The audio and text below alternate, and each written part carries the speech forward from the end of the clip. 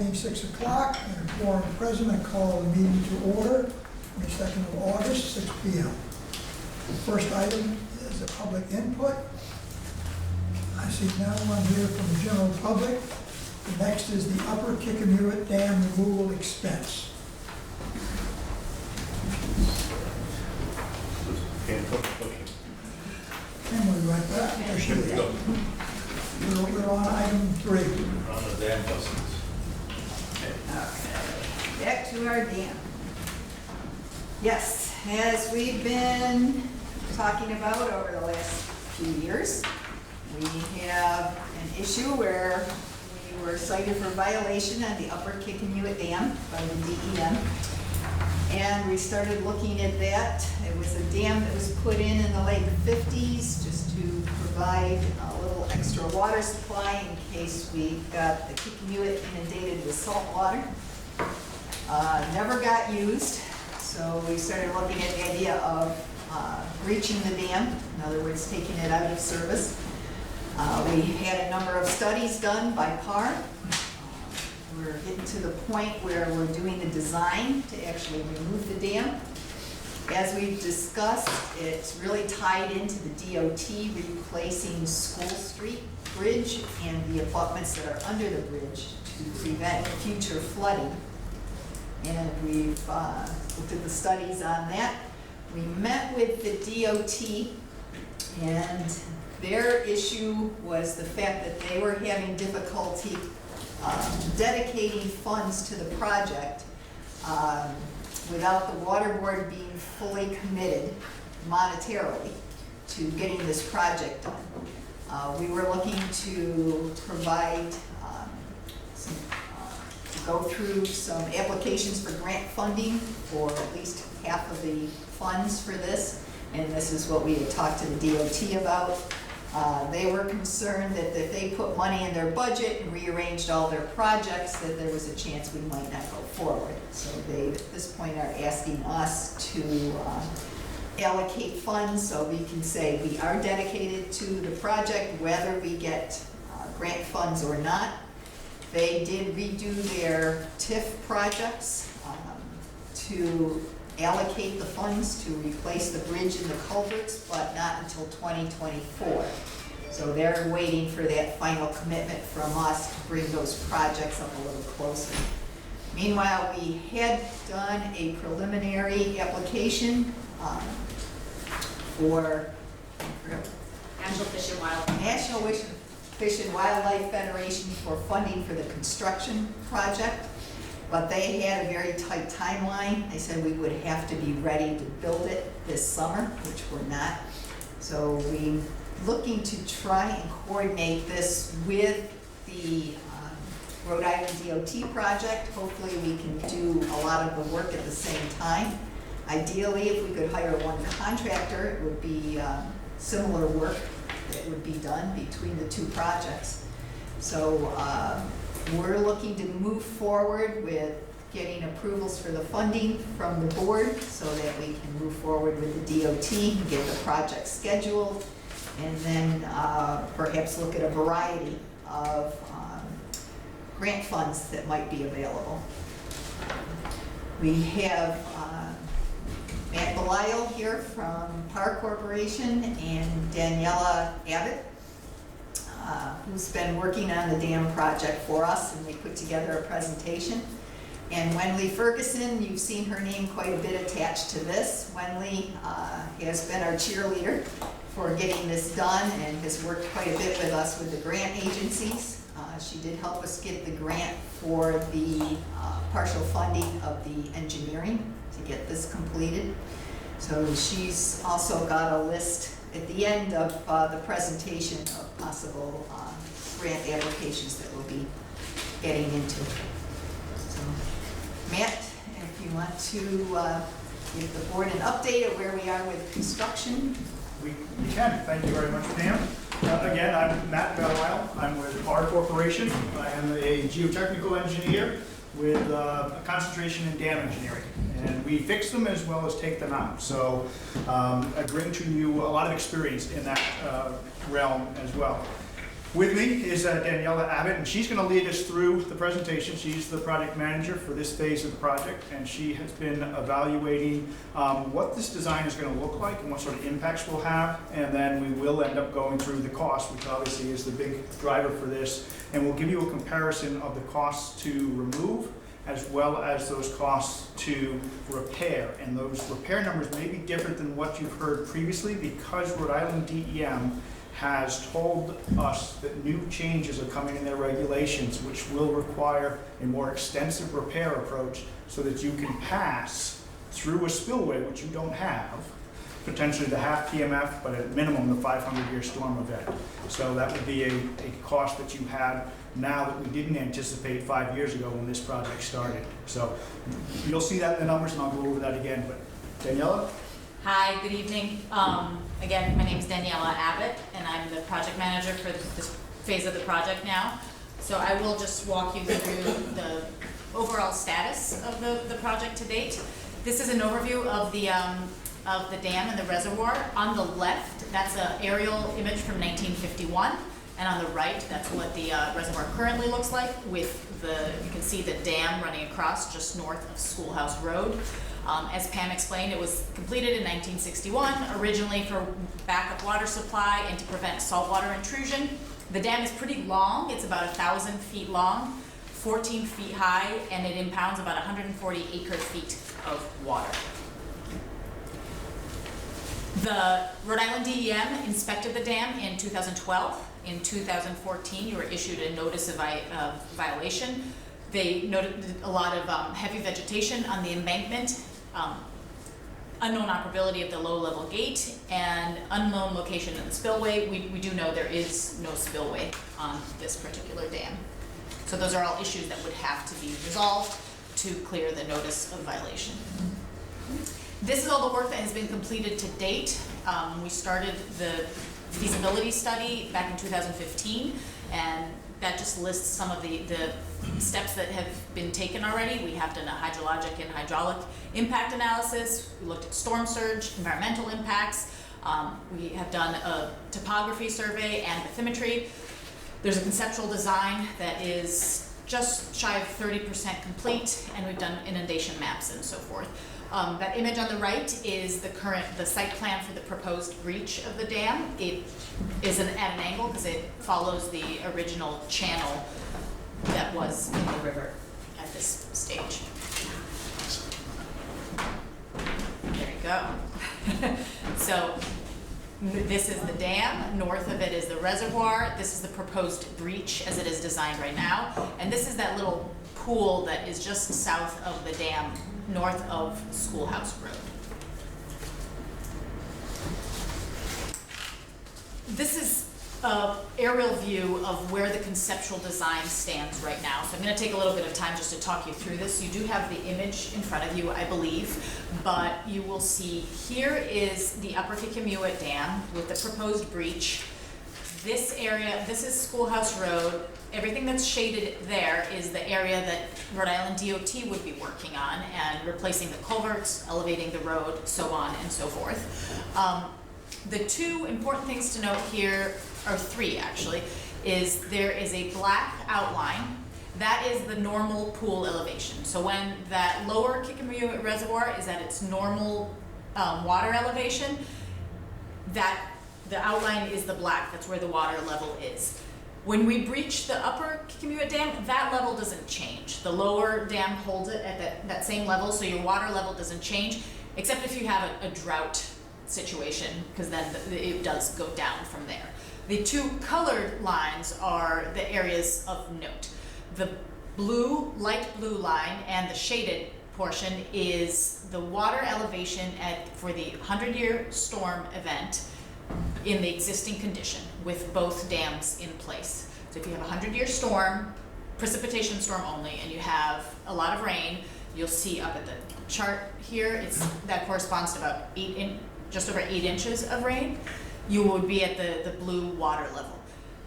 With the upper reservoir, upper dam breached, that changes a little bit because the water levels and how much water is being held back changes. And so our proposed dam would have us at the red line at the 100-year storm. You will note up here, you are flooding much, much less because less water is being held back by the dam. But between the two dams, we do have a couple areas where we would have increased flooding in case of the 100-year storm.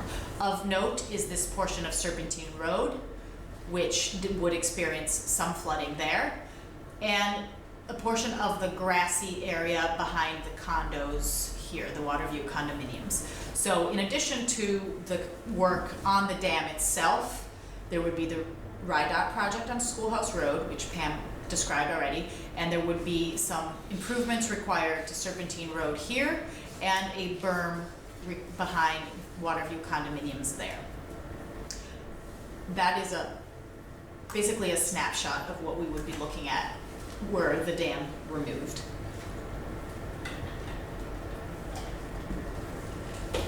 Has anyone risen in opposition to this yet? We've had some objections from one of the residents on the Kickamuit, that he doesn't want anything changed. Mr. Lyle has been very vocal in that respect. What does he think's going to happen? Nothing. He doesn't want, Other than no change, He wants us to freeze it. what does he think the change would be, I guess? Like the old days. The old days, oh. No, I had just a question about the 100-year flood. Is Yes. that based on water coming down from, that's not based on a hurricane? No, this particular scenario does not include storm surge from the ocean. It is just precipitation from the watershed coming into the stream and the reservoir and being impounded back. If you look at including the coastal flooding, you add, what about 3-4 feet on top of this? Going up to FEMA flood elevation of 11.6. And the proposed versus the existing conditions show that there's no change there because the coastal activity is so dominant in that type of storm. How about if the lower dam was removed too? Does that eliminate that threat? It's freer for the water to get out. The removal of the lower dam would definitely change the hydraulics and would change the normal pool of the reach of the river between the two dams. We haven't looked at that in depth in this study, but from a coastal standpoint, it doesn't change anything because of that elevation that we're looking at. But from a riverine and from a precipitation standpoint, yes, there could be some changes that occur and a potential decrease in that flood elevation. Yeah, this scenario would look a little bit different, but like Matt said, Well, with it's the not coastal. high tide. Yeah, exactly. Exactly. But the coastal storm, both dams are overtopped by the storm surge, so it doesn't really change much. I understand generally, DEM's noticed a violation in the items that were specified.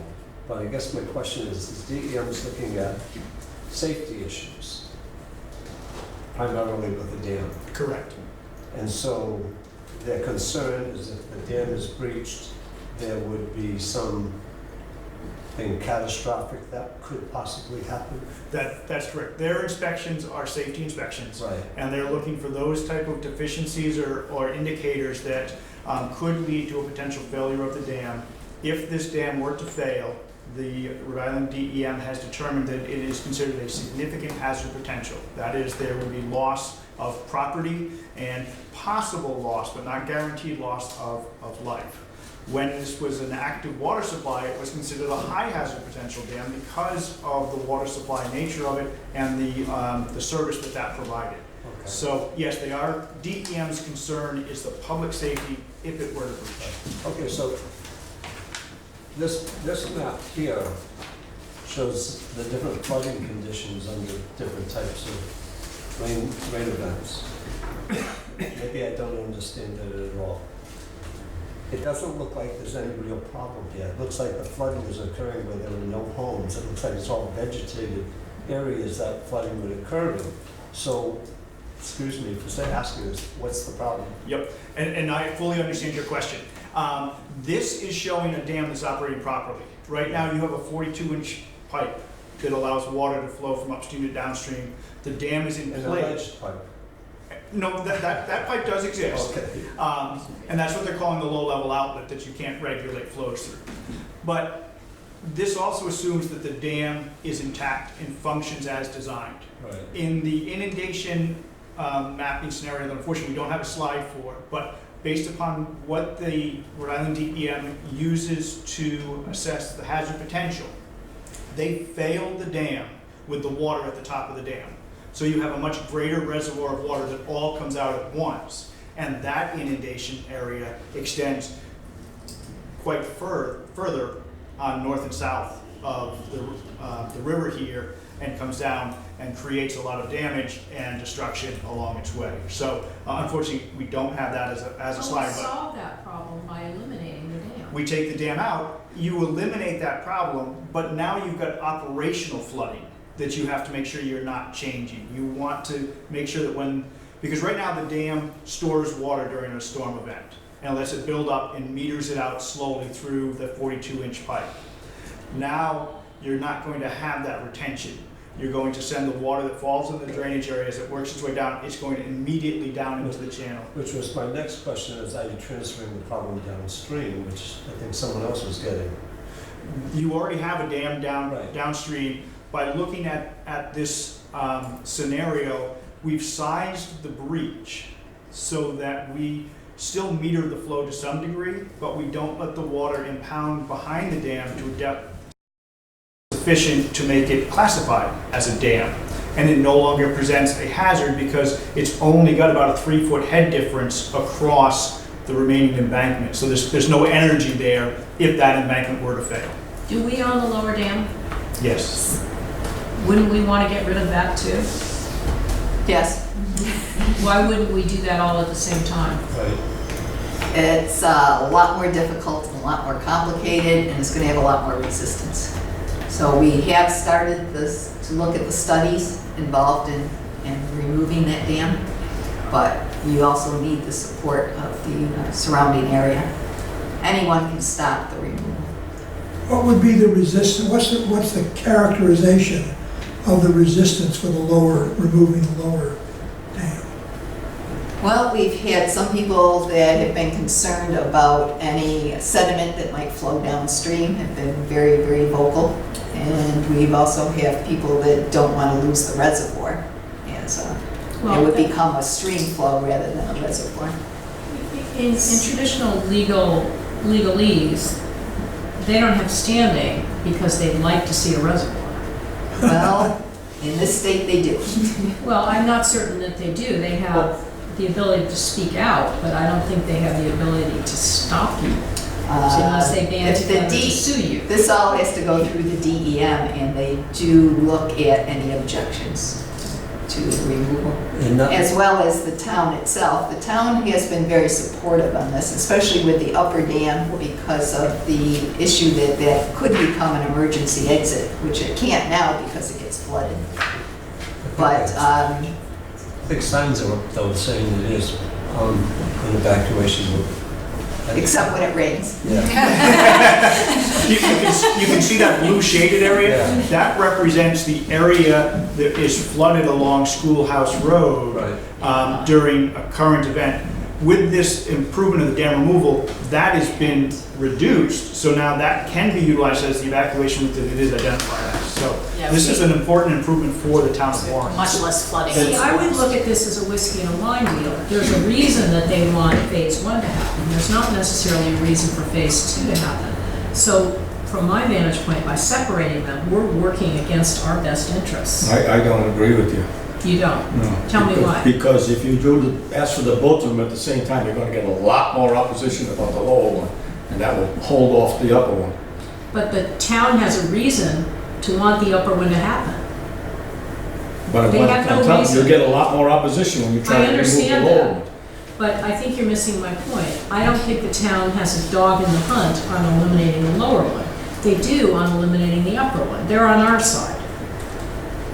That's exactly what I'm saying. There'll be a lot more opposition. That'll hold up the whole thing, and then we won't get the upper one removed. But I'm thinking back about some infamous possible dam removal that happened in Burrowville, and maybe most of you know about that one, where the dam owner decided they were going to take the dam down, and everybody who had built property around that reservoir that was created, they went crazy because they were going to lose their waterfront property. Right. Right.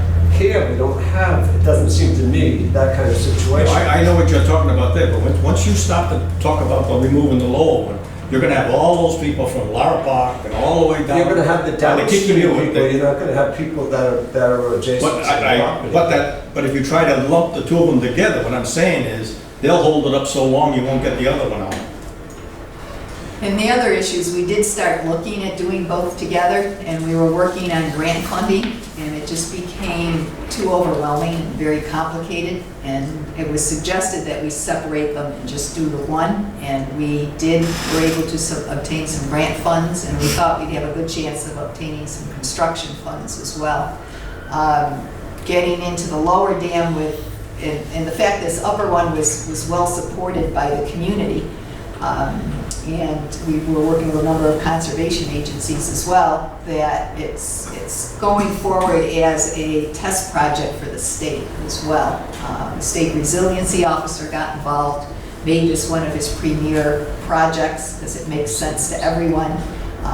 We own the property between us and the town. We own all the property around the area, so it made it almost a no-brainer.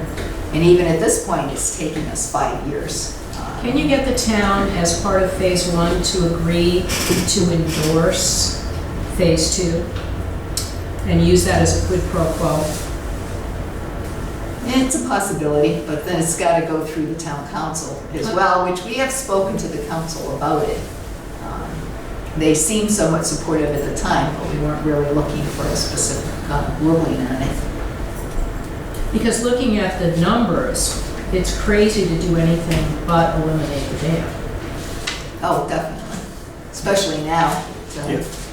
we've been, talking about the fact that DEM's coming out with new regulations, but then now that we're seeing how extensive those are, Right. there's not really an option to keep the dam any longer. And the other thing that's interesting is with the regulations that they're proposing, which will institute spillway design floods for dams, they're not anticipating that they will grandfather anybody.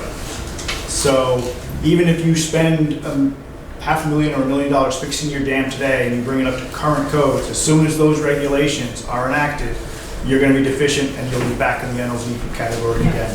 Are you looking for a motion? Yes, and actually, my motion's changed since the last one that I sent out earlier. I'd like a motion for $1.6 million, and that would give us pretty much the total cost for the dam and any of the extra work we need to do. Then we're also looking to submit for a number of grants. Wendy prepared a slide on the different options that are available. If she could point those out fairly quickly. So, good evening. So, you're familiar, when we were here in May, I believe, we had just secured, working with Bristol County Water, $75,000 to go to the engineering of the upper dam removal. And funding-wise for the implementation, actually, the construction, the CRMC Coastal Habitat Restoration Trust Fund would be another. We could go back to them. They will fund engineering and then come back a year or two later for implementation. That's a small grant. It's only about $75,000. There's the new Climate Resilience Fund that the Department of Environmental Management will be administering. Those are the bond monies that we as voters supported in November of 2018. DEM is in the process of going out to public notice with the regulations, and according to Sean O'Rourke, who came and spoke to you in May from the Rhode Island Infrastructure Bank, the Climate Resiliency Officer for the state, he expects the RFP for that funding source to come about in late fall, sometime fall timeframe, and that could be funding for implementation.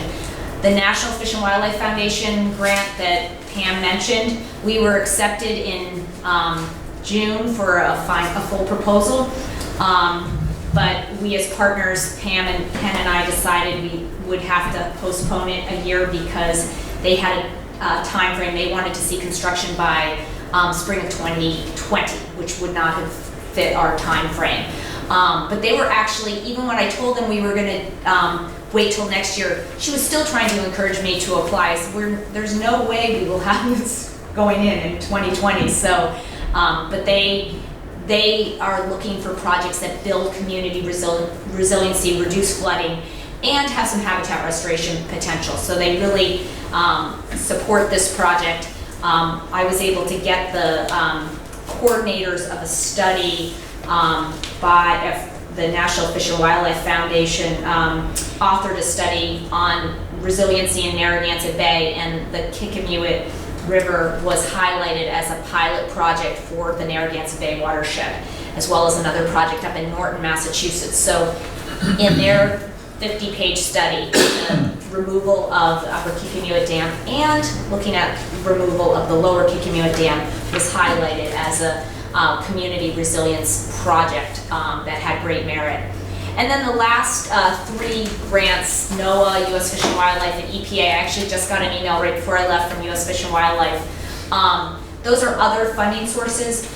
They don't have a regular funding time frame for RFPs, but they usually, come out on a every year to 18-month period. They look for requests for proposals. So the point of this slide is we as Save the Bay, as partners with Bristol County Water and the town of Warren, are committed to working with Bristol County Water, writing these grants and applying and pulling in the various funding sources. And this project has, again, it's a wonderful community resiliency, reducing flooding impacts, but it also has habitat restoration potential. So the U.S. Fish and Wildlife Coastal Program Fund, they're interested in enhancing fish passage and salt marsh migration. Not as much concerned about reducing flood impacts, but the Climate Resilience Fund, National Fish and Wildlife Foundation, they're focused on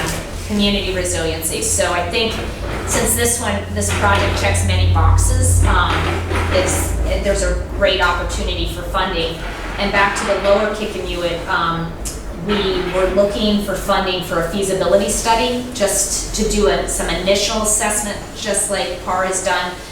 You started in 2015 for the upper Kickamuit.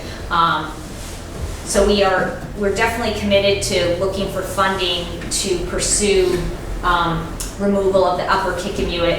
And I agree, it would be great to do both together, but working on many dam removal projects, they take many years. And I think there is great value in getting one under your belt and showing the benefits. And I think a lot of the concerns, and I've seen over on the Patuxent River a lot of the community concern about change.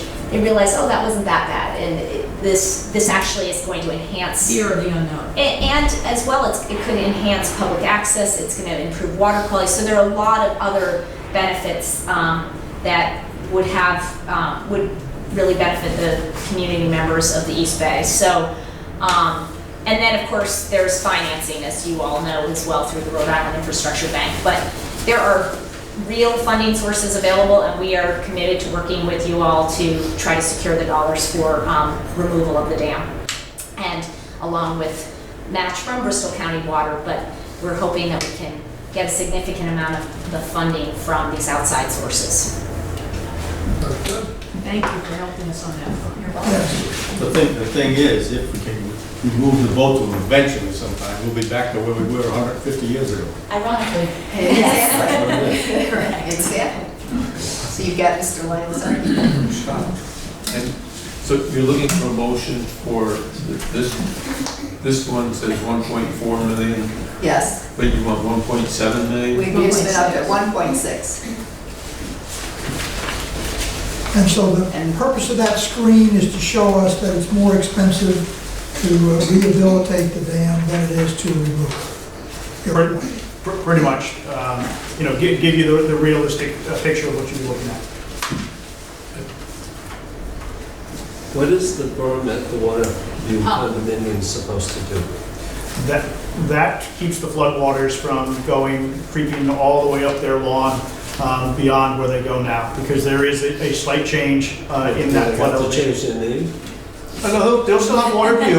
It's not a high flood wall, it's really just kind of extending their lawn out further so that they maintain that elevation that they have right up against the condominiums themselves. Okay. They flood there now. This is to make sure that you're not making them flood any worse. Well, and that was going to be my question. Aren't you making it possibly worse somewhere else? If water's got to go somewhere. Yep, it's going to keep going down. You have a nice wide channel, and it has a floodplain. And as long as people didn't build in the floodplain, you're in pretty good shape. Yeah. The concern is those structures that are encroaching upon what I'll call that floodplain now, and that's what we're worried about. But because you've got pretty much a straight shot, once you get past the lower dam, you get a straight shot out to the ocean through the bay.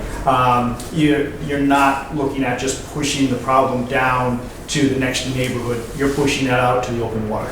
In this view here, the crosshatched, is that? That's the area. Yep. Here, I'll go If back they to built the- in a floodplain, I would argue that area down there. it's their problem. Right. It has merit, but it's been defeated. The easier course is usually, and FEMA usually backs up, that you need to make sure that you do improvements so that you're not changing on it. Those properties, they argue, were built with the understanding or the anticipation that the structures that were preventing flooding were going to be maintained. I'm not saying I fully agree with them. I'm just saying this is some of the arguments that we've heard against having the owners pay for their own improvements. So the berm would be somewhere in that crosshatched area? Yes, it would extend the full length of that crosshatched area, basically from the lower Kickamuit Dam there, Yeah.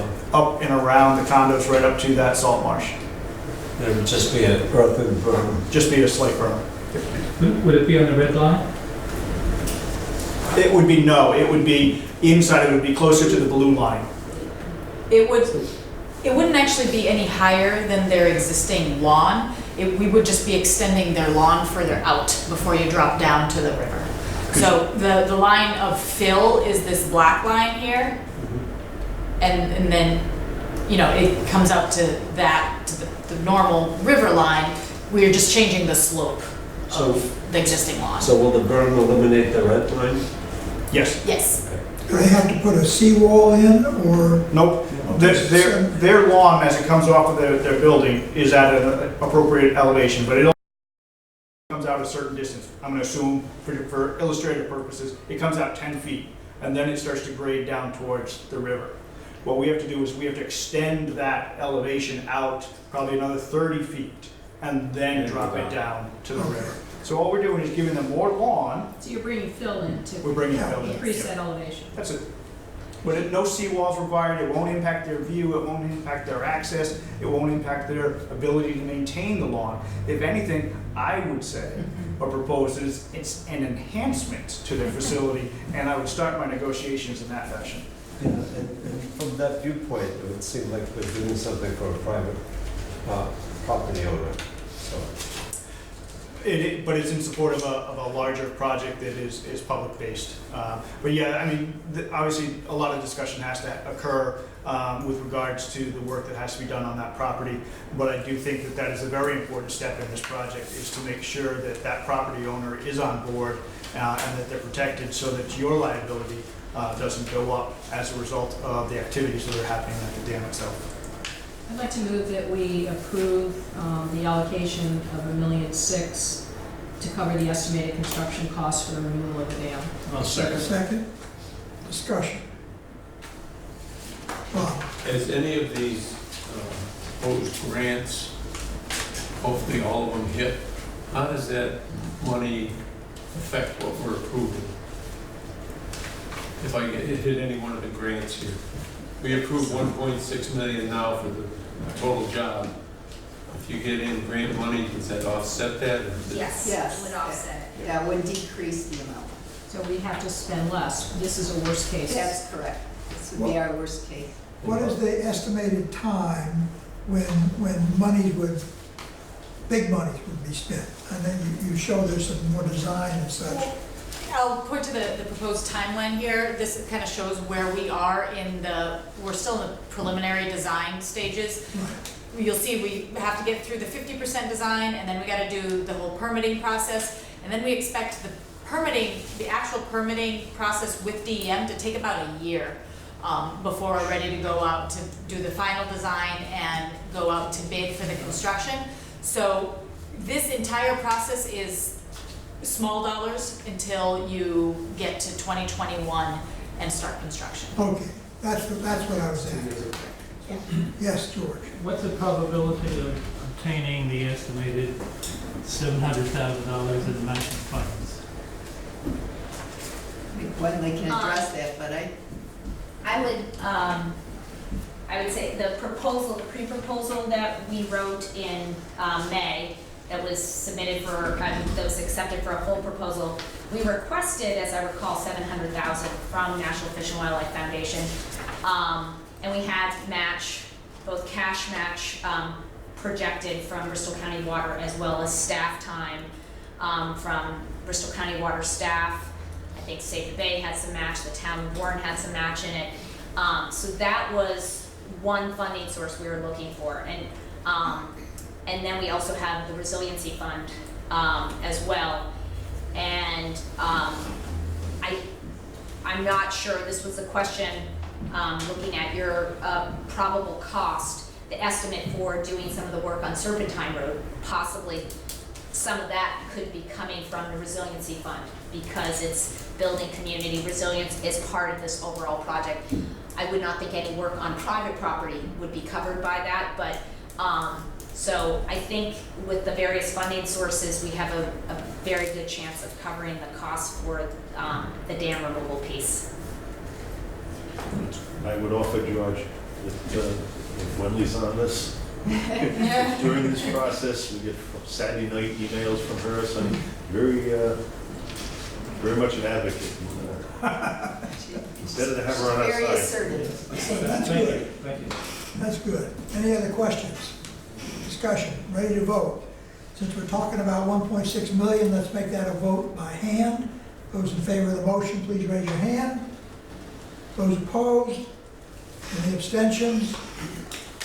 Done. Thank you. It's an excellent presentation, thank you. Yes. Thank you so much. Thank you.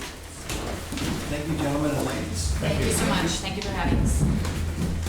And I'm gonna leave these here as we talk, just in case anyone just wants to look at them later. It doesn't include. Can you, is that gonna go off, Sue? Or- Yep. That thing is still in my eye. You just put something in front of that. Oh, it'll start on fire. Oh, yeah. There we go, it's off. Yeah, Thank we you. can't do that. Thank you, Wadley. Good night. Building spring. Yeah? Did we pay our water? Yeah, but you're gonna get hit till he's blind by the time he leaves today. Policy committee. Okay, we had a committee meeting at 5 o'clock. As parties of Perry and the Silvera properties requested approval of a variance by the Water Authority.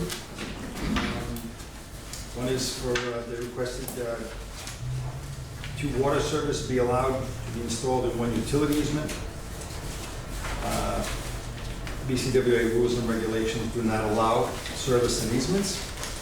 And then they also requested that services be allowed to be installed less than 10 feet from a forced pressured sewer line. And the BCWA staff recommended that that be denied. But when it came to the sewer, I think Pam came across the Department of Health that stated this could not be allowed at all, that the decision for the sewer was out of our hands. Essentially, the Department of Health adopted the 10 state standards, which does provide exemptions for sewer lines that are gravity fed to be closer under certain circumstances if the water utility allows it and under their engineering controls, but there is no exemption for a forced sewer line. The problem with a forced sewer line, you're in disturbed earth. If something breaks, they're actually forcing sewage into the earth area, and if the water main's fairly close, and then something happens to the water line, there have been cases of contamination. So our proposal in not allowing this, and same thing with the health department, is the fact we're trying to prevent any future contamination from happening. And we're responsible for the water quality to the tap. So it's on us to make sure that these systems are installed in the best possible manner. Okay, so what the policy committee decided to do was to table this petition, and that the executive director is going to send out a request to the town planner and also a copy to the participants of granting the easement be increased more than 10 feet. Am I putting that correctly? Actually, there's an alternative on the street behind the houses. Okay. The town would not allow them a road cut, which is why they went through the easement issue. But we thought there's a good possibility the town would allow them to put a water line through that property. So we recommended that they approach the town with that, and we would write a letter in support. Okay. So it's a viable alternative, Correct. it's recommended. Correct. There's no action needed That's just a by report. the board. Minutes, 7:25 Policy Committee. I don't have my copy of that. Got a copy. Need a motion for approval. So moved. Second. I can't find my copy. Someone find one? No. Oh, there we go, okay. Any discussion? All those in favor, please say aye. Aye. Those opposed, nay. The ayes have it.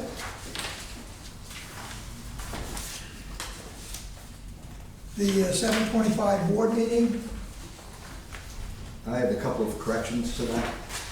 On page 2, under several motions, it has a nay by me. It was actually an abstention by me.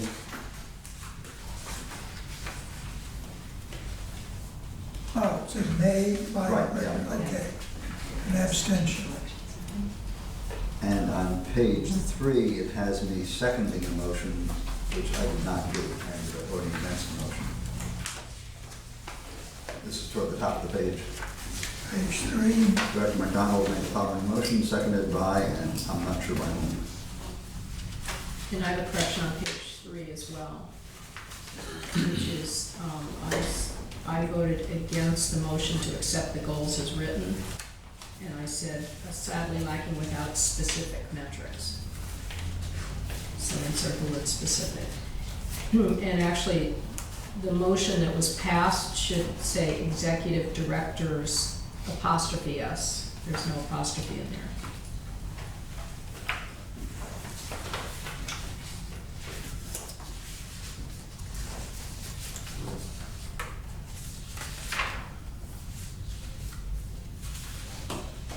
Got all that? I have a question on page 1. And that was I asked the auditors would they provide their recommendations about OPEB in writing. Have they done that, by the way? I'll answer that. Yes, sir. I've been working with them on that. They basically are writing, copying the government standards on what should be done. Auditors, in many cases, don't make recommendations on what you should do. They make recommendations, they look at what you did. I'm working with them to try to get they've been extremely busy. All right. They're shorthanded, but what we're doing is drafting a response on the government standards. I'm writing a management response to that, of what we're doing and why, and we're also doing a peer evaluation of what other authorities like Kent County and Portsmouth and where they stand on the issue. So it's, we've both been very busy the last few weeks. It's coming. But it's coming. It's I mean, in the they're works. the ones who said they would, and I'm just asking if they've done it already. Right, But we're saying it's we're going. working on it together. Let's not forget, one of the most short-handed creatures of all was the Tyrannosaurus Rex. And it managed to do a lot of damage, so. Yeah, we're getting it, we'll have it. Okay. It's okay, we'll write that one down. On number 6, on page 2, has a cost been made available for that 20-foot section of 30-inch pipe?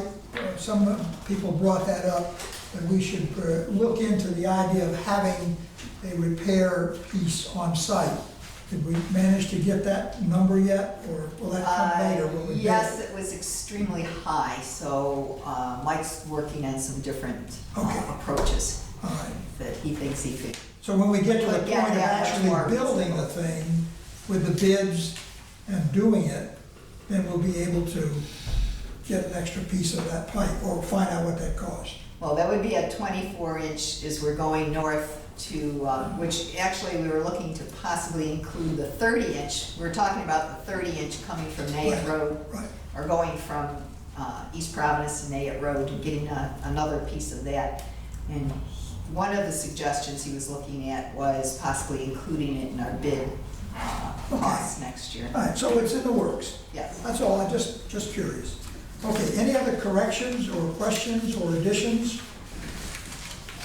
Oh, yes, on page 3, number 9, will the resolution copy, we voted to approve the resolution as presented.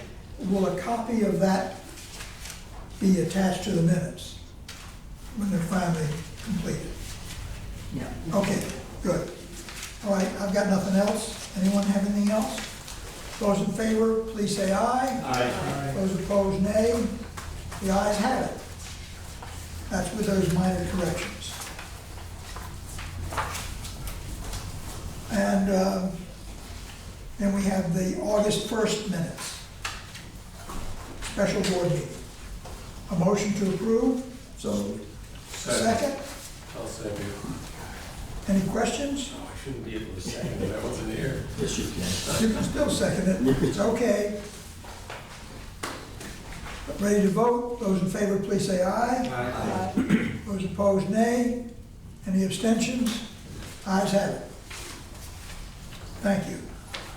Executive Director's Report. Our leak has remained very steady. That's, we've been able to provide water for the summer, which has been fortunate. It's even though it's been somewhat wet, we're still having people using a bit of water. So we're looking to actually start shutting down that pipeline about the middle of September. So we have the area at the East Providence Golf Course is relatively wet due to the leak there. We're looking to get that dried out before they start moving the trucks in for construction. The construction will start around October 1st. The actual pipeline installation will probably start around the middle of October and take about a month. So we expect to have everything out of there by November 15th, and the pipeline installed. We just had a meeting with the pre-bid meeting with the contractors. They brought up a number of questions, especially for access for the trucks. We're bringing in 40-foot lengths of pipe, so it's going to be a very large truck. So we're looking at some alternative means of getting that into the site. Beta provided a very fancy video as to how that can be done. So we've got a process to getting that to work. So bids are due next week. If everything lines up with the stars, there's a possibility we'll have that available for the Thursday night meeting of next week. Okay. The meeting next week is primarily to approve the bond covenants, but there's a possibility we may also have a bid for approval. Otherwise, if that's not ready, unfortunately, we may have to schedule another special meeting just to approve the bid. That meeting's at 4 p.m., right? At 4 p.m. Next yes, Thursday? Next Thursday. So I have a couple of questions. You say the demand charged by Providence Water. in your paragraph 2 of your report. Yes, I didn't understand that language. Do you mean the, in other words, it's the water that flows through their meter. okay. That's what I thought it meant, but.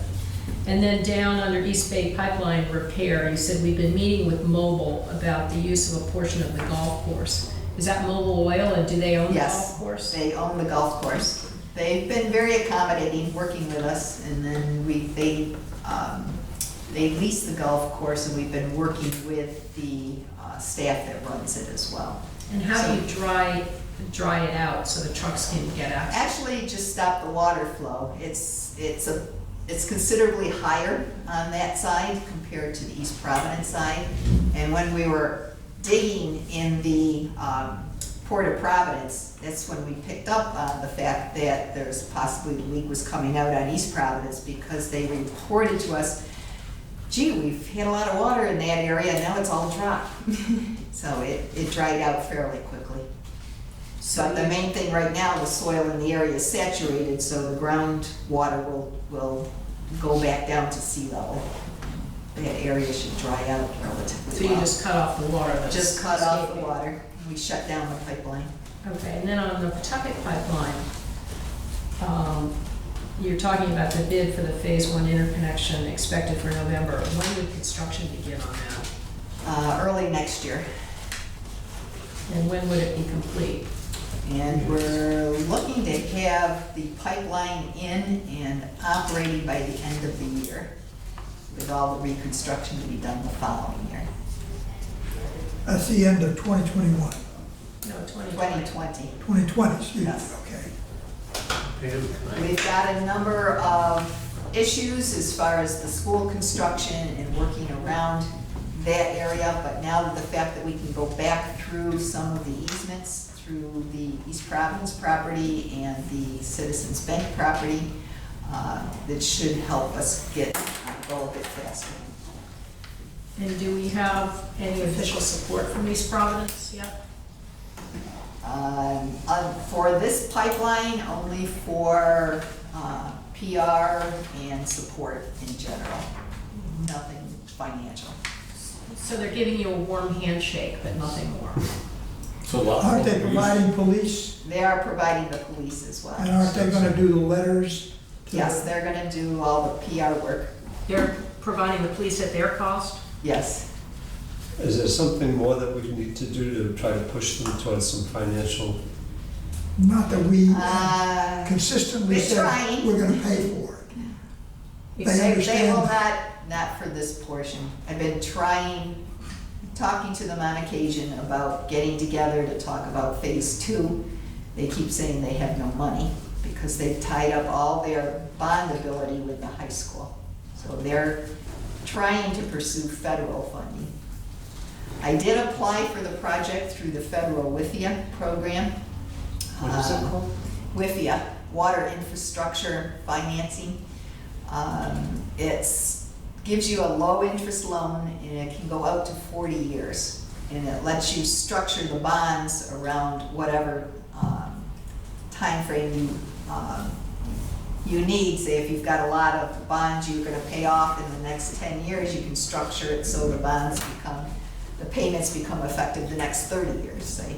So this is what I've been working on to try and induce East Providence that this is something we could do together as far as looking at a longer-term bonding project that would help reduce the amount of commitment that they would need to make in the short term. And as well, there's a chance that the infrastructure bank does do a 30-year loan for some projects, and they are going to be taking a look at this one, because they really would like to finance it. But I said, I can't do a 20-year, it's gotta be something longer time frame. So they did, said they'll take a look at this one for a 30-year, which will help us all financially.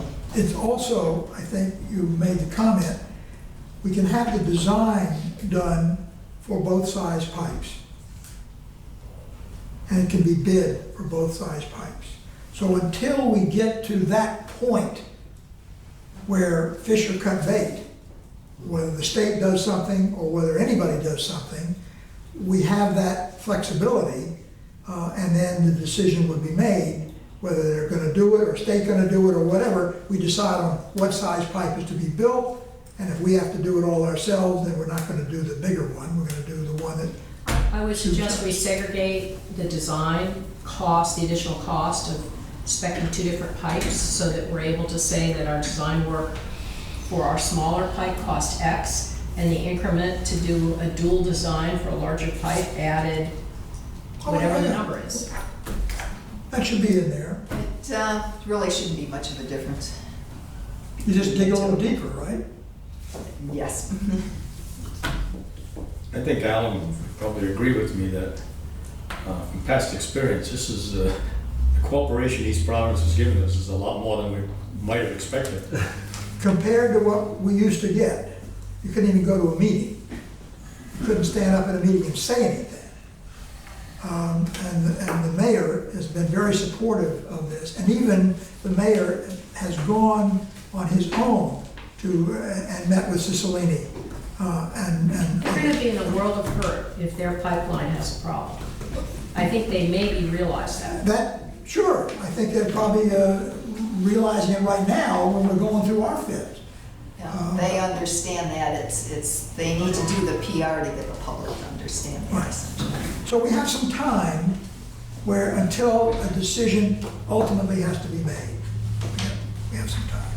Well, Alan, we may have some time because we're going through the design process, but I would argue that we cannot delay our need to get a redundant supply in place. And if East Providence needs 1, 2, 6 months to think about it, No, that's we need to move not, forward. that's not what I said. I know that, I just want to make We're it moving ahead to have the design done as quickly as possible. And the concept that Pam said, we'll have a dual design done so we can then quote it, and that's when fishing or cut bait occurs. It won't slow us down, it'll Right, just, but I think you need to make it clear to East Providence that we expect to make a go, no-go decision, October yes. 2/20 or whatever it is. And And we're not gonna wait a week or 6 weeks for that. And this goes to my point of doing something extra and, sending them a reminder note or something, say, hey, have you thought about this today? Something, anything. And right now you do a tri-town monthly report, which Yes. is great. Well, maybe on a monthly basis, you should send a letter to the East Providence Council and Mayor saying, here we are, this is where we are in this project, this is what's going on, and looking for your support and We'll need your affirmative vote Right. by X date. something like that. And you just send that along, and sooner or later, somebody's gonna say, why do we keep getting these things? Well- Is this something we need to act on maybe? I don't think, my report doesn't go, right No. now. It doesn't go to East Providence. No, it doesn't, but what I'm saying is something separate that's You mean specific to a note this. to, Yes, to the specific mayor, on this a project. note to the mayor Not and just to the the mayor, council. but and the council, saying, just giving you an update where we are on this project.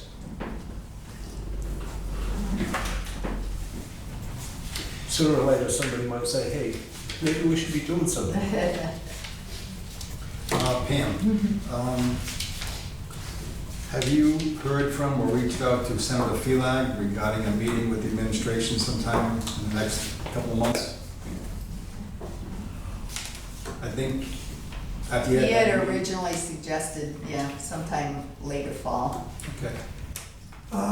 Might not hurt to reach out to him and just, based on what your schedule is and what his is, and see when you and maybe Alan or Ken can get in there, or Joe. Jason Knight, Representative Knight, Yes. and June Speakman had requested that I meet with them just a couple of weeks ago, which I did. Only June couldn't make it, but I've since talked with her. And I gave the background to Jason, and I forget the name of the other lady that represents part of East Providence as well, I think. At any rate, Cindy yeah. Cindy Yes. Coyne. Yes. No, this is a rep. Leanne Casson. Yes, that's it, Cassar. She came to the meeting, and so they were appreciative, gave them the whole background on what's been going on about this, and where we are, and the kinds of things that Pam and I have talked about that we just discussed. So they have an understanding, and I think that June is very interested in trying to do something about this. She's since, we emailed back and forth a couple of times. So activities being done, plus going to the senators. And now Cindy Coyne has long been on our side. Long been on our side. You may recall, she was, years ago, she was a council liaison to the Water Authority and attended it and was very supportive. She knows what's going on here. She understands what's going on here. So she's been very supportive as well. It'd be nice if, going into the election for next year, there was some bonds on the referendum for infrastructure, for Well, that's what we water, talked about. statewide. That's what we talked about. Statewide water, dirty water, clean water, whatever. Statewide referendum bonds. Something that these provinces could sink their teeth into and Sure. realize there's some money that we can get to help us pay for this. So that's where it is. It's not going with nothing happening, I can assure you Thank you, that. Adam. I have a question. Yeah, For each of these, I really like the presentation that these folks from Party did. And most importantly on that, they gave us a schedule of events with items there, and it continued to move. Is it possible that for each of our items here, for instance, East Bay Pipeline, Pawtucket, and all those items that are there, we can get a schedule of events, and we can see it, and we can present it as part of your package each month? That way we could say, these are the different items that you have or that are accomplished, and it all relates to how are we doing for each project, where it stands and what it is, and we can visualize it. And I understand you got it all in your you see, it's all here, and you're spewing it out very well. But if I could have a hunk of paper that says, okay, we're moving along, Pawtucket design is done, or the East Province Phase 1 is done, and here we are. Well, it's like a perk chart. Yes, Yeah. and that's what they presented to us from PAR. I'd appreciate it if we could have one for each of our critical items that we're doing throughout, to be able to follow them as we, on a monthly basis. So we can see We if had to get them all done at once, but. Well, no, but I understand, they're a little time consuming to start, but, you know, we could do that. You know, for instance, the tank site, you know, when is DEM gonna do it? I don't know. In the house, all of that sort of thing. There should be a layout for the wrecking of the house and the. Fortunately, that's still all up in the air, but, Hopefully it'll eventually happen. But Eventually, when yeah. it does and we start ticking on that, we can follow along and say, okay. Because if you go and meet with a council chairman or something like that, or one of the councilors, hey, how you doing? Pretty good, it's still leaking. What do you got? Well, sometime. I don't have any dates to say, here's what we're gonna do. We're gonna get the pipes dropped on such and such a date. The contract was awarded. I can't actually do it from this, please. My request. And just to follow up on that point, I'm just wondering, I mean, have we thought about what communication might be going out to the ratepayers relative to the timeline on the leak repair? Because I know in my community, people come up to me and talk about it and ask me, and I just tell them what I know. But if there were some formal communication going out to the people, maybe it's on the website, I haven't looked at the website in a couple of weeks. I think that would be helpful so that people in the community know, not only in Barrington, but in other areas. But I think many people in Barrington are aware of this, and they want to know when it's going to happen, and what's going to happen, and how it's going to be done. So I think communication in some format, website or by paper or whatever, would be very appropriate. I think we should do I a had press one release almost and put it done on for the website. website, but, yeah, we were looking to do a press release as well. yeah, it was very successful when you put out the press release regarding the slip lining. So this, Yeah, no, Everybody- we are planning to do that. And the other thing is, they're already asking me at least about any possible water restrictions or, you know, how that might work. So that's another question, type of question that's come my way. If that could be addressed, that would be great. People are That's really included. concerned about that because they just want it to be fixed and they want to know when and how it's all going to play out, that type of thing. If pressure's going to hold up, things like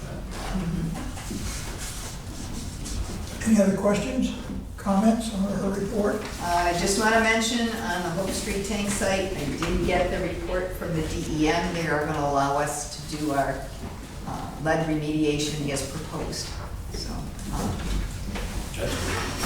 that's going to work out very well in coordination with hopefully demoing the property and having access to be able to get the equipment in. But is that all, or is that a separate item with the purchase of the property? No, that's just the approval to move forward, so we'll be doing the bid documents and getting that set up fairly soon. Okay, any questions about Sue's report?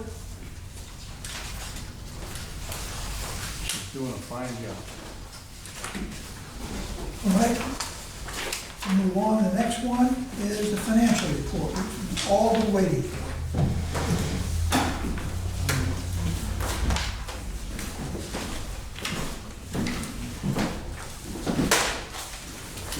Okay.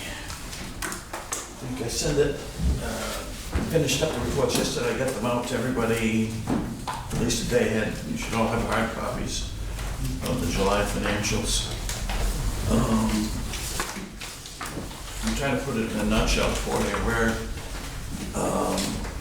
it's a very difficult year to gauge where we're gonna end up. We get 5 months down, 7 to go in the year. With the leak, with the work being done in the fall, the impact is, we're gonna see how it goes. But the numbers seem to prove out the leak. Basically, the revenues are down about 5% based on billings, not accruals. The gallons delivered for the year are down about 10%. Okay? Again, that's actually what's been billed out. We started the year down 20%. We had a very slow March, April period. We were way down. We've recovered a bit. The summer has been fairly active in water. Thank God people were allowed to use whatever they wanted. It proved to be the right choice. The difference between our purchases on water are down about 5%, with billing down 10. That number in the middle is basically the leak. So the numbers kind of jive there. There's nothing, if you've gone through it, if you have any questions. Because I thought we were losing 10% of our supply. It's about $20,000 a month is what I'm thinking in terms of gallons. yeah, it's about 20,000, it's what, 350,000 a day. Approximately. I think that, Gina, the issue is that the coinciding and the timing of the billing numbers and the purchase from Providence. So that's what the They're not disparity. reconciled, yeah.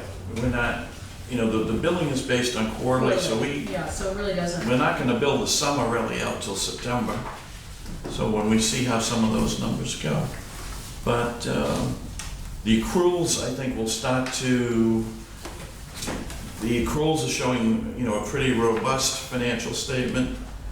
And those are on accrual formulas that you use based on anticipation of what the summer will be.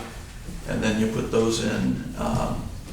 But those accruals will downturn pretty quickly in the fall if we start to supply, down 10 to 15% with, if we have to conserve or whatever. So it's going to be an interesting year to see where Well, are you anticipating putting conservation in place concurrent with the switch over to East Providence? Probably minor. Last people, not as drastic as we did for the summer. Obviously, there won't be any lawn watering. We had banned outdoor use.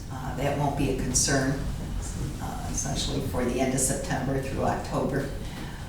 So we're just going to predominantly ask people to be careful how they use water. So it's a volunteer. But it'll be more voluntary unless we do run and start seeing it being too high. But typically, our usages would come down in September. So you're going to include that information in the press release? Yes. We should be able to maintain, I would think, about 90% of our norm. I think of a normal fall with what we're going to be getting. All right, So it'll start to come together a little more as we get into the fall, but nothing unusual has happened. Nothing Regarding unusual. expenses that we haven't been talking about already. Right. Okay. Any questions? Anyone? Will you be impacted when all of the monthly meter reading and billing starts? Do you have a projection on when that'll happen?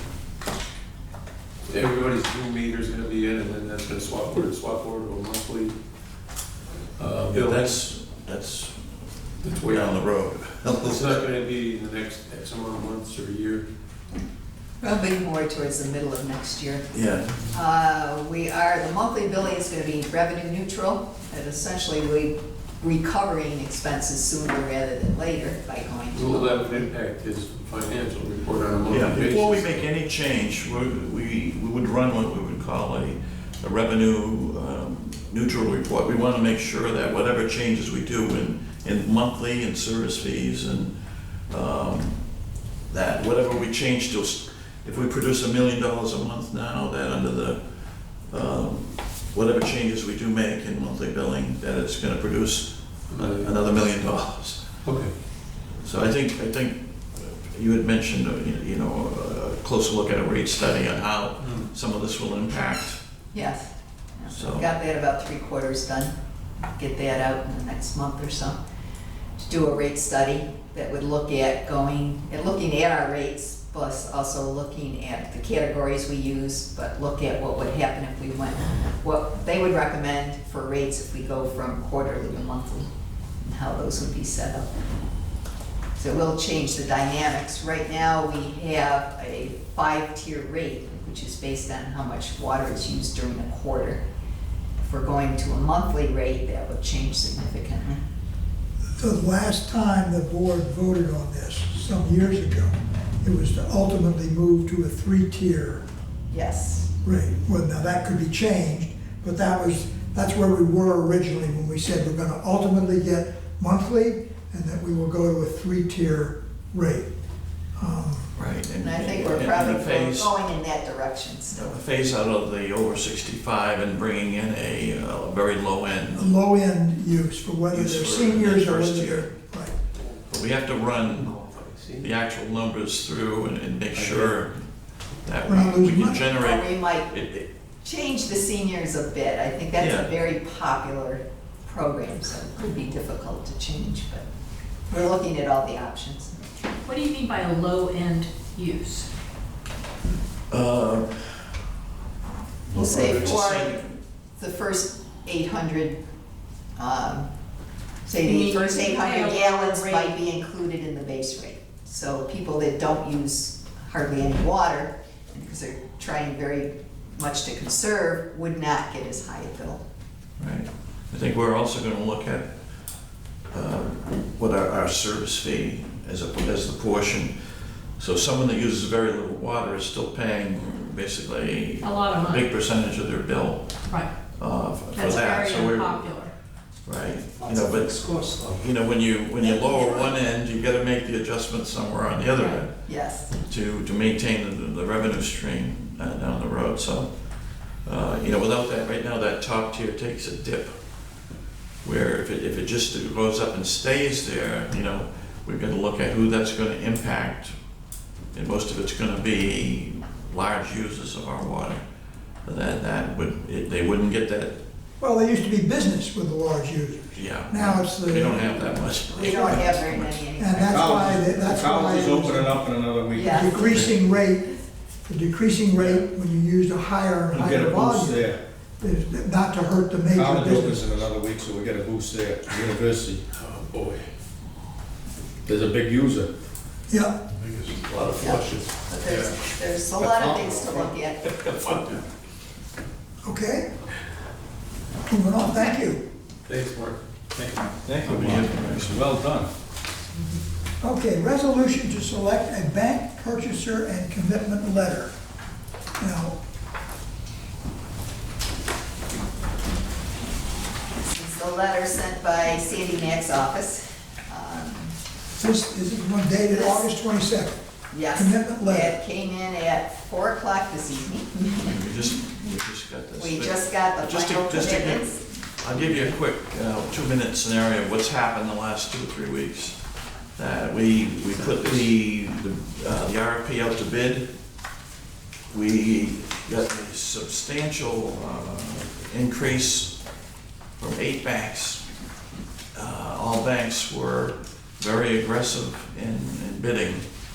And a lot of our time was spent answering due diligence questions. Why we do this, how we do this, what's this number mean type of thing. So there was a lot going back and forth to all the bidders during that time. The first round of bids came in through the 15th, and then some asked to relook at it. So we reopened the bids till noon today. From what came in, the results were still basically the same. Well, we got some excellent rates. We ranged from below, which we now looking at is 1.82. 1.823. 1.823 to over 3% by a couple of the banks. So we obviously looked at the lowest ones and spoke with the people there and looked at Chase in particular because they were the lowest proposer. They just opened an office in Rhode Island and we were the very first proposal that came up, and they got after it very aggressively because they wanted something on their books immediately. So We made a statement. Yes.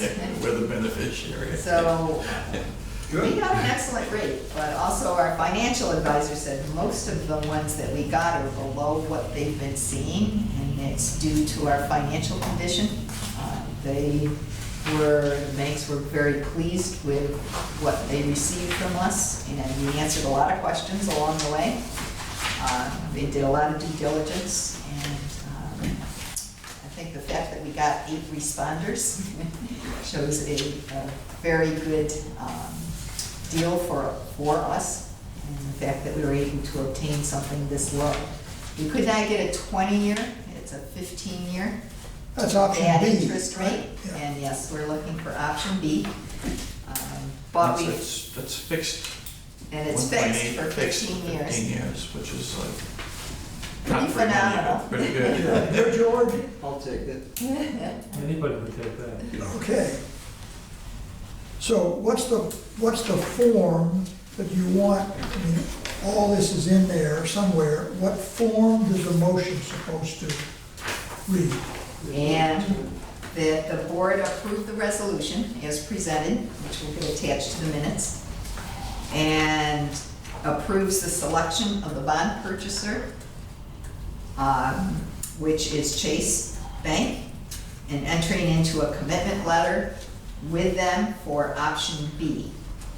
Right. And they've done one thing that's really unusual. They will honor the rate. If we get the term sheet signed and into them by 4 o'clock tomorrow, they will honor that rate until September 18th, closing. So it's like a rate lock, but they will honor that rate if we get the term sheet in tomorrow by 4. So For it's no very- additional charge. Okay. no charge. So who will make that motion? So moved. Is there a second? Second. Do we need further discussion? All those in favor, raise your hand. Did you raise your hand, one? Yes. Okay. It is unanimous. And so we'll sign that tonight and then be Yes. delivered? Okay. Send it in tomorrow. Free toast. T-shirts. They're also giving us a discount on the legal fees as well, so They're- they were really anxious to get this. Rays would enjoy this. Yes. Their legal fees are about 25% of what the other banks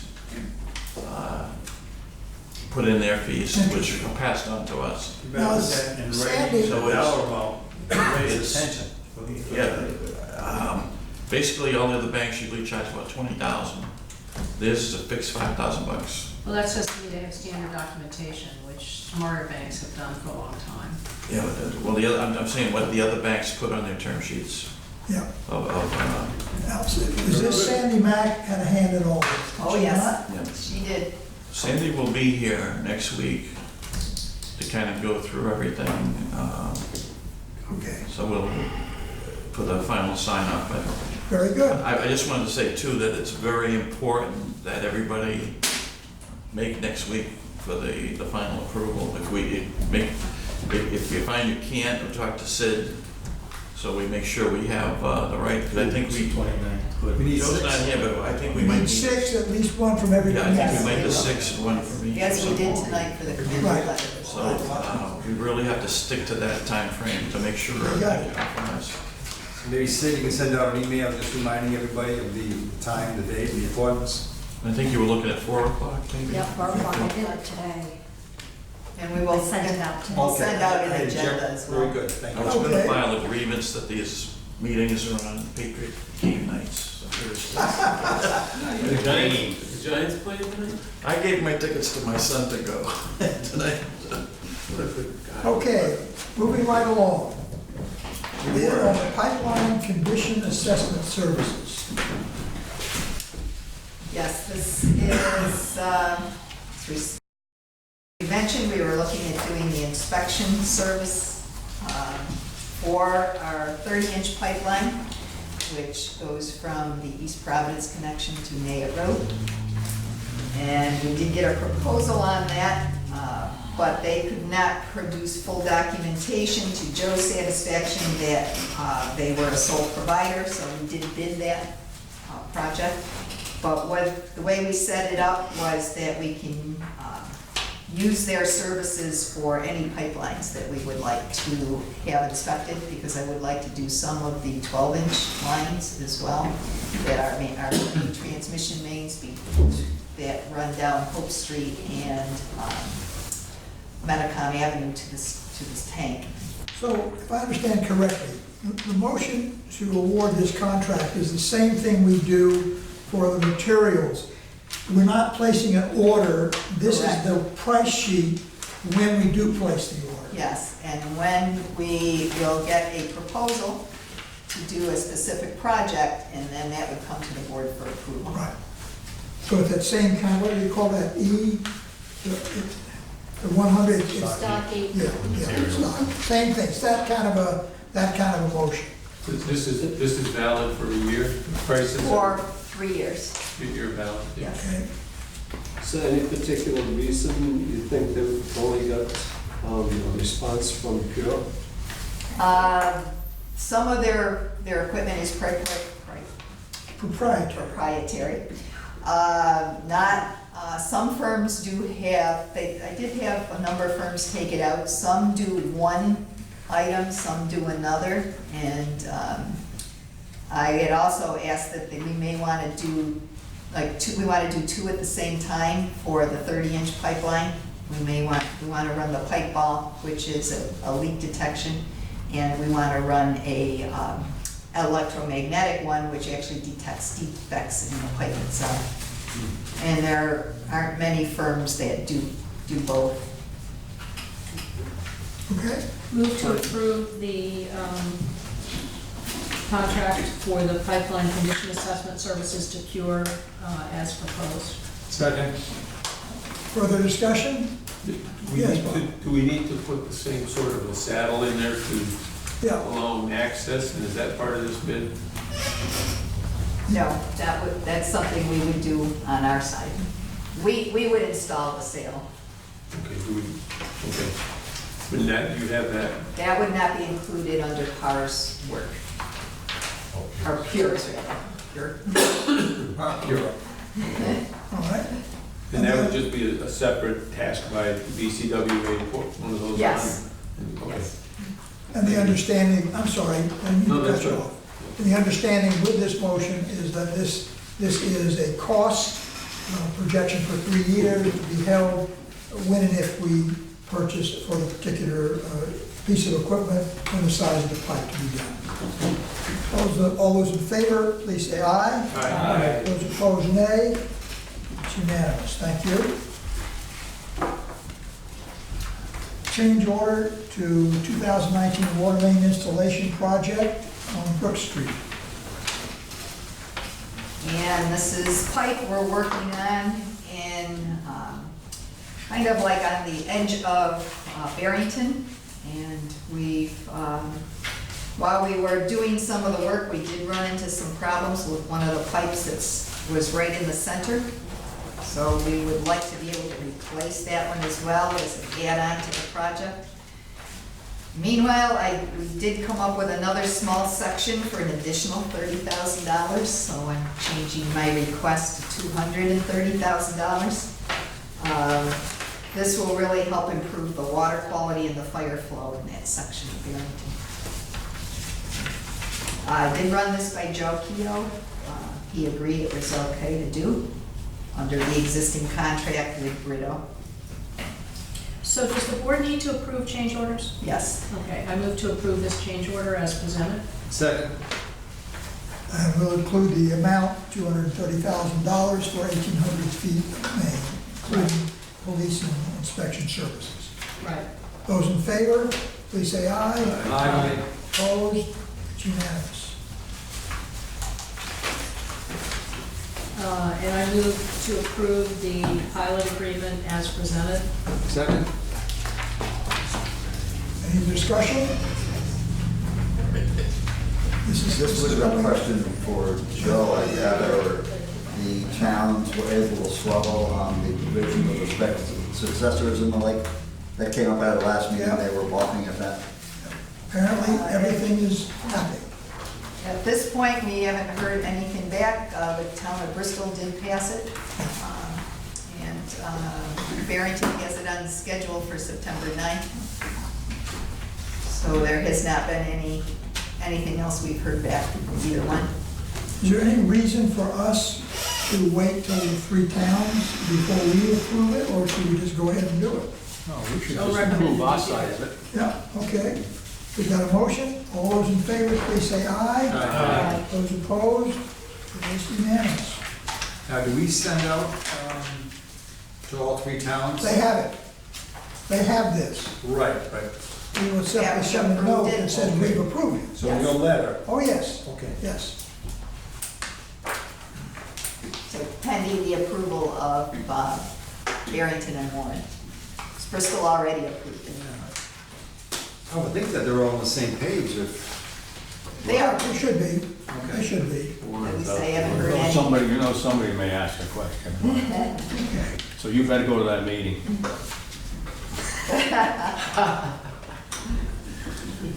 Personnel Committee, John, summit for us?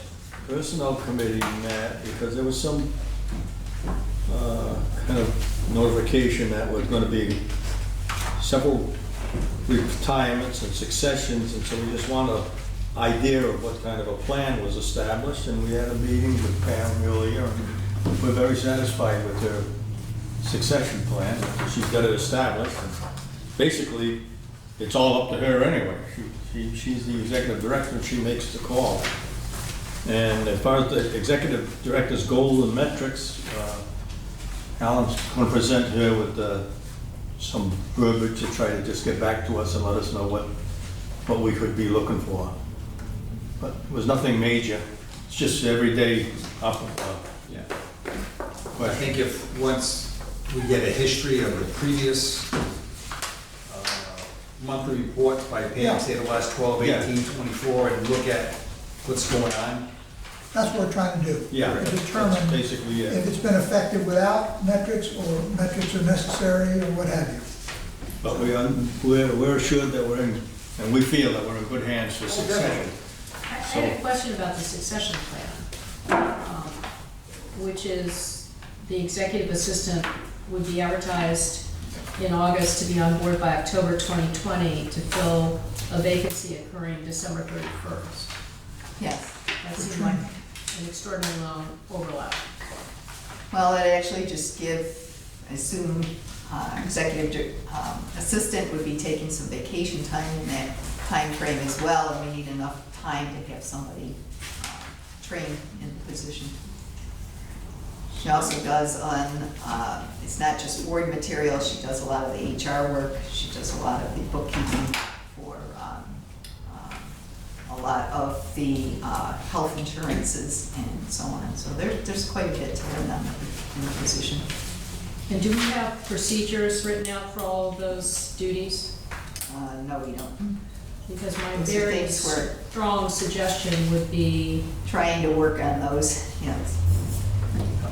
yeah, in my experience, a 3-month, call it a 2-month, is a very long training period, and only justified if there are no written procedures, which in my book is a very bad thing.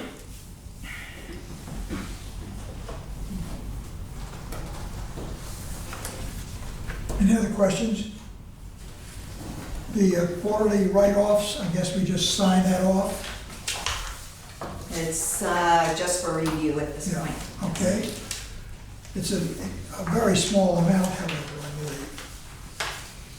We did have a fairly large recovery during the quarter, Yeah, which knocked it yeah. down. Net write-off is 0.34%. Not bad at all. Executive session, are we gonna go into executive session tonight? Joe's not here. Any of these really No, we pending? do not have anything further to discuss on Hope Street. So, Okay, There's nothing real major. and right? so we don't need to meet to approve the minutes. fine. Hope Street property. And again, we have nothing to report at this point. Board correspondence, there's nothing.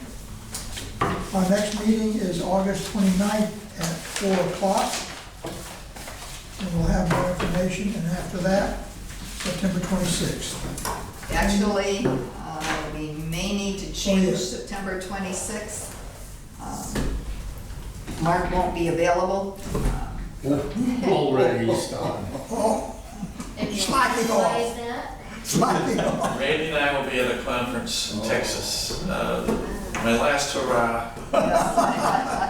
But it's our billing, all our billing software and integration with accounting, and Can't do Skype? so we, No Skype? no. But it's also would be scheduled on that, would be the pension actuary, which I'd like to be here for that. I understand. So whether we. Because otherwise, we've done meetings without you before. But no, in this case, it would be good for, Are we looking for a different night that week or move it Well, to the couldn't we do 19th? the pension actuary in October instead? I mean, we can schedule it if it's October, either the week after might be a better, well, we could do the first week in October and the last week in October. we may end up having some special meetings, we don't know. Because we may need to do, probably if we can't get the bid reviewed for next Thursday, we may need to do another special meeting for the pipeline bid freeze. You All just want right, to play so- it by ear in September as it rolls along? All right. But, We'll just so have we to see how can, things go. Yeah. We have a lot of things volatile, so we may have to do. All right, other than that, entertain a motion to adjourn. So moved. Moved, seconded, those in favor, say aye. Aye. At 8:36, it is adjourned.